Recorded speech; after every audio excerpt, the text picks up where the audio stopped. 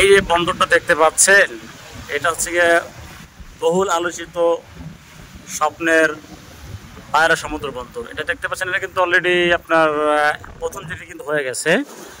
এটা হচ্ছে গিয়ে আপনার 1 নম্বর জেটির কাজ শেষ, শুধু ক্রেন মানে যেটা দিয়ে আপনার এই যে মালামাল খালাস করা হবে পাতে, রেললাইনের পাতে বসে যে ক্রেনগুলো বসানো হবে সেটা বাকি আছে শুধু বসানো। দেখতে পাচ্ছেন তো পরিকল্পনা মন্ত্রী তিনি বলছেন নাকি এটা একটা খাল বন্দর নাকি। তা আমি বলতে চাচ্ছি এই ভিডিওর মাধ্যমে, আপনাদের চোখে এই পায়রা সমুদ্র বন্দর এটা কি আসলে খাল মনে হচ্ছে? এই যে আপনারা দেখতে পাচ্ছেন ভিডিওর ভিতরে কি খাল? এই যে পায়রা বন্দর আপনার যেটির সামনে যে সাগরের মোহনাটা আছে, এটা কি খাল মনে হয় আপনাদের কাছে? এটা কি মংলা বন্দরের চাইতে ছোট নদী? এটা কি মংলা বন্দরের চাইতে ছোট নদী? আর আপনার বর্তমানে যে চিটাগং বন্দর আছে তার চেয়েও কি ছোট নদী? আমার তো নিজের চোখে দেখা কর্ণফুলী নদীর চেয়ে এটা অনেক গুণে বড় এবং গভীরতা অনেক বেশি। কেন যে পরিকল্পনা মন্ত্রী এটাকে খাল বন্দর বলছেন, আমি বলবো যে সম্মানিত পরিকল্পনা মন্ত্রী সাহেব, আপনি একটু স্বচক্ষে এসে পায়রা বন্দরকে দেখেন। শুধু ওই নোয়াখালীর মানুষ হয়েছেন বিধায়, চিটাগং মানুষ হয়েছেন বিধায় আমাদের উপরে হিংসা করবেন না। হিংসা করে দক্ষিণ অঞ্চলের মানুষদেরকে আপনারা অবহেলিত করে রাখবেন না। এই বন্দরটা এলাকার উন্নয়নের জন্য খুবই দরকার।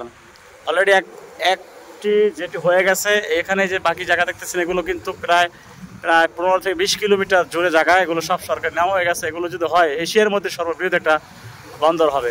এই যে দেখছেন সাগরের গর্জন, এটা কি খালের এরকম ঢেউ হয় বলেন? হ্যাঁ, দেখতেছেন এত স্বাভাবিক অবস্থা আছে তাই এই গর্জন। এটা কিন্তু সাগরের মোহনা, বঙ্গোপসাগর এই যে সামনে, এটা হচ্ছে সব বঙ্গোপসাগর। আপনারাই বলেন এটা কি খাল বন্দর? এটা কি বললেন আপনারা, খাল বন্দর বলবেন? এই যে পায়রা বন্দরে যেটি কোন অ্যাঙ্গেলে পরিকল্পনা মন্ত্রী বলছেন যে এটা একটা খাল বন্দর, এটা কোনো লাভজনক না, এটা গভীরতা কম? কে বলছে? একটু নিজে আইসা দেখেন না, তারপরে বললেন এটা খাল বন্দর না কি বন্দর। এটা হচ্ছে কি রিকোয়েস্ট করছি একটু দেখেন। আপনারা তো ওই চেহারা বৈশা খালি কথা বলেন। আর 24 জন মন্ত্রী পরিষদের মধ্যে সবাই হয়েছে কি আপনার এই কি বলে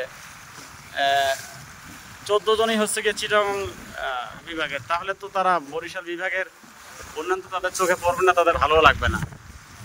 তা আমি এই জন্য জাস্ট কাছে থেকে আপনাদেরকে ভিডিওটা দিলাম। দেখেন অনেক কর্মযজ্ঞ চলছে, হয়ে গেছে অলরেডি প্রথম জিনিসটা।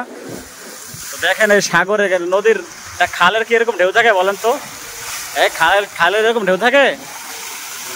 এই ভিডিওটা আপনারা পারলে শেয়ার করে দিন, আর এই পরিকল্পনা মন্ত্রীকেও দেখানোর সুযোগ করে দিন। এটা যে খাল বলছেন, যে খাল বন্দর, এটা কোন অ্যাঙ্গেলে বলছেন আপনি? আমরা এটার তীব্র নিন্দা জানাচ্ছি এবং তাকে এই জায়গায় এসে ভিজিট করার জন্য বলছি। এই যে সাগরের যে মোহনা বঙ্গোপসাগর, এই যে বন্দর থেকে বন্দর থেকে মাত্র 3-4 কিলোমিটারের ভিতরেই হচ্ছে কি আপনার এই বঙ্গোপসাগর। এই যে গভীরতার কারণে দেখতে পাচ্ছেন যে পানির পুরে আর ভিতরে দেখছেন পানির রং কেমন, ওখানে গভীরতা আছে অনেক, এটা বুঝতে হবে। তো ভিডিওটা লম্বা করলাম না।